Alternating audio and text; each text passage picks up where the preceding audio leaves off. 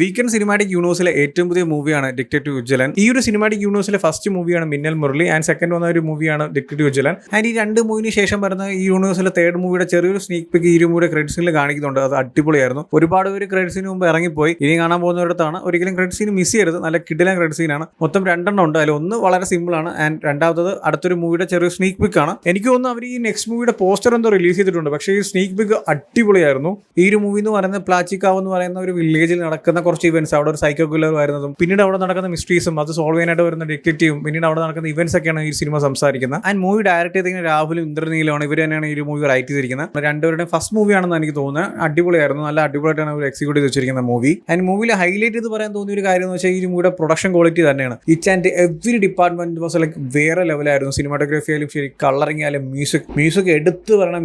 Music ചെയ്തിരിക്കുന്ന RC ആണ്. മാൻ അടിപൊളിയാണ്. ഓരോ സീക്വൻസും ബിൽഡ് ചെയ്യണതും അതിൻ്റെ ഒരു എലിവേഷൻ ഉണ്ടല്ലോ, അത് പൊളിയായിരുന്നു. ആ ഒരു സൈക്കോ കില്ലർ ആയാലും ശരി, ഡിറ്റക്റ്റീവിൻ്റെ ആയാലും അല്ലെങ്കിൽ ഓരോ സിറ്റുവേഷൻസ് അല്ലെങ്കിൽ ആ സിറ്റുവേഷൻ്റെ ഫീൽ എന്താണ്, ഇമോഷൻ എന്താണെന്ന് കാണിക്കുന്ന ഒരു മ്യൂസിക് ട്രാക്ക് ഉണ്ട്. അത് അടിപൊളിയായിരുന്നു. ആൻഡ് സിനിമാറ്റോഗ്രാഫി ആയാലും എഡിറ്റിംഗ് ചെയ്തിരിക്കുന്ന ചമൻ ചാക്കുകയാണ്. ആൻഡ് അത് പൊളിയായിരുന്നു കേട്ടോ.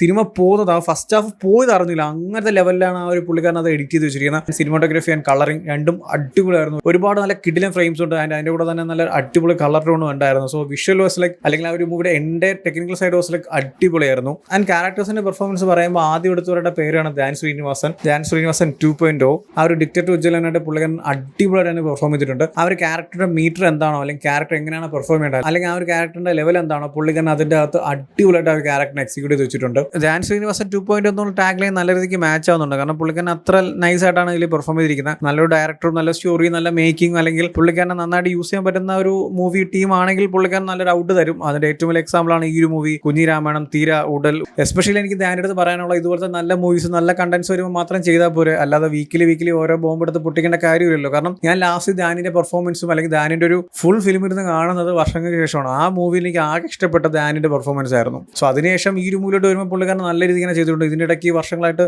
ഒരുപാട് ബോംബ് പൊട്ടിച്ചിട്ടുണ്ട്. പക്ഷേ എനിക്ക് പറയാനുള്ളത് ഇതേ ഒരു സ്റ്റൈല് അല്ലെങ്കിൽ ഇതേ ഒരു മീറ്റർ കീപ്പ് ചെയ്ത് പോവുകയാണെങ്കിൽ നല്ല അടിപൊളിയായിരിക്കും. കാരണം മൂപ്പർക്ക് അങ്ങനത്തെ ലെവൽ പെർഫോമൻസ് ഒക്കെ ചെയ്യാൻ പറ്റുന്ന ഒരു ആക്ടർ തന്നെയാണ്. ആൻഡ് ബാക്കിയുള്ള എല്ലാവരും മൂവിയിൽ വന്നിട്ടുള്ള എല്ലാ ക്യാരക്ടേഴ്സും അവരുടെ പെർഫോമൻസും അടിപൊളിയായിരുന്നു. എസ്പെഷ്യലി നമ്മൾ നിഹാലില്ലേ, മറ്റേ കിഡോസും വന്ന യൂട്യൂബ് ചാനലിലുള്ള പിന്നെ റീൽസ് ഒക്കെ ചെയ്യുന്ന മൂപ്പരുടെ അവരുടെ ടീം വാസിലൊക്കെ അടിപൊളിയായിരുന്നു. പിന്നെ കോട്ടയം നസീറൊക്കെ ഇങ്ങനെ കുറെ ക്യാരക്ടേഴ്സ് വന്നതുകൊണ്ട് എല്ലാവരും നൈസായിരുന്നു, അടിപൊളിയായിരുന്നു. ആൻഡ് ഈ ഒരു മൂവിയുടെ പ്രസന്റേഷനിൽ എന്നെ ഏറ്റവും കൂടുതൽ പിടിച്ചിരുത്തി അല്ലെങ്കിൽ എനിക്ക് ഭയങ്കര എൻഗേജിങ് ഫീൽ എന്ന് പറയുന്നത് ഈ മൂവിയുടെ ഫസ്റ്റ് ഹാഫ് ആണ്. കാരണം അവിടുത്തെ ഒരു വേൾഡ് ബിൽഡും ക്യാരക്ടേഴ്സും അവിടുത്തെ ഒരു എൻഗേജിങ് എലമെന്റ് അല്ലെങ്കിൽ മിസ്റ്ററി ബിൽഡ് ചെയ്യുന്നത് എല്ലാം അടിപൊളിയായിരുന്നു. അവർ ഫസ്റ്റ് ഹാഫ് പോയതായിരുന്നില്ല. മൂവി സ്റ്റാർട്ട് ചെയ്ത ആ ഒരു ഫസ്റ്റ് ഹാഫിന്റെ എൻഡ് വരെ അത്ര എൻഗേജിങ് ആയിരുന്നു. ഒരു സീക്വൻസ് പോലും നമുക്ക് ബോറടിപ്പിക്കോ ലാഗ് അടിപ്പിക്കോ അല്ലെങ്കിൽ ഒന്നുപോലും നമ്മൾ ഇങ്ങനെ കണ്ണെടുക്കാതെ ഇങ്ങനെ കണ്ടുകൊണ്ടിരുന്ന അത്ര അടിപൊളിയായിരുന്നു ഫസ്റ്റ് ഹാഫ്. എനിക്ക് നല്ല രീതിക്ക് തന്നെ ഫസ്റ്റ് ഹാഫ് ഇഷ്ടപ്പെട്ടു. ആൻഡ് സെക്കൻഡ് ഹാഫിലോട്ട് വരുമ്പോൾ ആ ഒരു മിസ്റ്ററി എലമെന്റ് ആയാലും ക്യാരക്ടേഴ്സ് ആയാലും എല്ലാം ഒന്ന് ഡൗൺ ആയതുപോലെ എനിക്ക് ഫീൽ ആയി. കാരണം ഫസ്റ്റ് ഹാഫിനെ വെച്ച് കമ്പയർ ചെയ്യുമ്പോൾ ഫസ്റ്റ് ഹാഫിൽ എല്ലാം ഹൈ ആയിരുന്നു. ഹൈ എന്ന് പറഞ്ഞാൽ ടോപ്പിക് ഉണ്ടായിരുന്നു, എല്ലാം നിർത്തിയിരുന്നു. ആൻഡ് സെക്കൻഡ് ഹാഫ് അത് ബാലൻസ് ചെയ്ത് കൊണ്ടുവർക്ക് പറ്റിയില്ല. അപ്പോൾ സെക്കൻഡ് ഹാഫിലോട്ട് വരുന്ന ക്യാരക്ടേഴ്സ് ആയാലും ശരി, അവിടുത്തെ ഇവന്റ്സ് ആയാലും ശരി, എല്ലാം നൈസ് ആയിരുന്നു, ഇല്ല എന്നല്ല ഞാൻ പറയുന്നത്. പക്ഷേ ആ ഒരു ഫസ്റ്റ് ഹാഫിൽ ഇതൊക്കെ ബിൽഡ് ചെയ്ത് വെച്ചിരിക്കുന്ന ഒരു ലെവലിലോട്ട് എത്താത്തതുകൊണ്ട് തന്നെ സെക്കൻഡ് ഹാഫ് എനിക്ക് കുറച്ച് ഡൗൺ ആയിട്ട് തോന്നി. അതാണ് ഞാൻ നേരത്തെ ഓൾറെഡി പറഞ്ഞായിരുന്നു. എനിക്ക് വർക്ക് ആവാത്ത കുറച്ച് പോർഷൻസ് ഉണ്ട്. അത്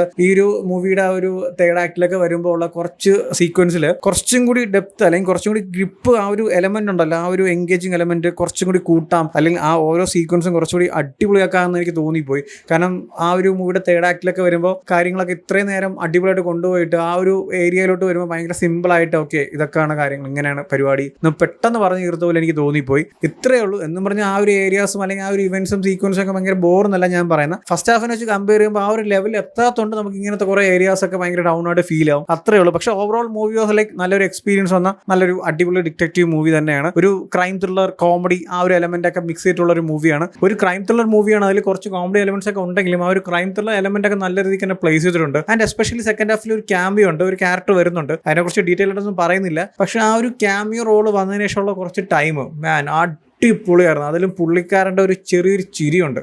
സീൻ ഐറ്റം ആയിരുന്നു കേട്ടോ. ആ ഒരു ക്യാരക്ടർ നമുക്ക് എന്തായാലും ഈ ഒരു സിനിമാറ്റിക് യൂണിവേഴ്സിലെ പല മൂവീസിനും ക്രോസ് ഓവർ ആയിട്ട് വന്നേക്കാം. ആൻഡ് ഇത് സിനിമാറ്റിക് യൂണിവേഴ്സിൽ എങ്ങനെ കണക്ട് ചെയ്യുമെന്ന് ചോദിച്ചാൽ ഇനിയിപ്പം അടുത്ത് വരാൻ പോകുന്ന ഒരു മൂവിയുടെ സ്നീക്ക് പിക്ക് കണ്ടപ്പോൾ എനിക്ക് തോന്നുന്നു വെച്ചാൽ ഓക്കെ ഇനി കുറച്ച് മൂവീസിൽ കുറച്ച് ക്യാരക്ടേഴ്സും സിറ്റുവേഷൻസ് ഒക്കെ കാണിച്ചിട്ട് കുറച്ച് കഴിഞ്ഞിട്ടായിരിക്കും ക്രോസ് ഓവേഴ്സ് ഒക്കെ വരുന്നത്. അങ്ങനെ ആയിരിക്കാം. കാരണം ഇപ്പം നിൽക്കുന്ന സിറ്റുവേഷനിൽ ഒരിക്കലും ക്രോസ് ഓവർ ചെയ്യാൻ പറ്റത്തില്ല. ആകെ ഇൻട്രൊഡ്യൂസ് ചെയ്ത ഒരു ക്യാരക്ടറാണ് മിന്നൽ മുരളി. ആൻഡ് ഈ ഒരു മൂവിയിൽ ഡിറ്റക്റ്റീവ് വിജിലൻ ഇൻട്രൊഡ്യൂസ് ചെയ്തു. സോ ഇനി കുറച്ച് മൂവീസിലും കുറച്ച് ക്യാരക്ടേഴ്സും കാര്യങ്ങളൊക്കെ റിവീൽ ചെയ്തിട്ടായിരിക്കും ആയിരിക്കും അവർ ശരിക്കും ഒരു പ്രോപ്പർ സിനിമാറ്റിക് യൂണിവേഴ്സ് ആയിട്ട് അവർ ക്രോസ് ഓവേഴ്സും ബാക്കിയുള്ള പരിപാടീസ് ഒക്കെ ചെയ്ത് പ്രസന്റ് ചെയ്യുന്നത്. ഇതൊരു സ്റ്റാൻഡ് അലോൺ ആയിട്ട് കാണാൻ പറ്റിയ ഒരു മൂവി തന്നെയാണ്. കാരണം ഇതിന് തൊട്ടുമ്പ് റിലീസായ യൂണിവേഴ്സിലെ മൂവിയായിട്ട് വലിയ കണക്ഷൻസ് ഒന്നും ഇല്ല. അതേപോലത്തെ ഒരു എലമെന്റും അല്ലെങ്കിൽ അതേപോലത്തെ ഒരു വേൾഡിലാണ് കാര്യങ്ങളൊക്കെ നടക്കുന്നേ ഉള്ളൂ. അല്ലാതെ വലിയ കണക്ഷൻസ് ആയിട്ട് തോന്നത്തില്ല. അതുകൊണ്ട് തന്നെ ഒരു പക്ക സ്റ്റാൻഡ് അലോൺ മൂവി ആയിട്ടാണ് എനിക്ക് ഈ ഒരു മൂവി ഫീൽ ചെയ്തത്. സോ എന്തായാലും നിങ്ങൾ കണ്ടു നോക്കുക. എനിക്ക് ഓവറോൾ നല്ലൊരു എക്സ്പീരിയൻസ് എന്ന നല്ലൊരു അടിപൊളി മൂവി ആയിരുന്നു. സോ എന്തായാലും ചെക്ക് ചെയ്ത് നോക്കുക. ഓൾറെഡി ഈ ഒരു മൂവി കണ്ടവരാണെങ്കിൽ നിങ്ങൾ ഒപ്പീനിയൻസ് എന്താ വെച്ചാൽ കമന്റ് ചെയ്യൂ. വീഡിയോ ഇഷ്ടപ്പെട്ടാൽ ലൈക്ക് ചെയ്യൂ, ഷെയർ ചെയ്യൂ. ഇതുപോലത്തെ കൂടുതൽ വീഡിയോസിന് ചാനൽ സബ്സ്ക്രൈബ് ചെയ്യൂ. Thank you so much.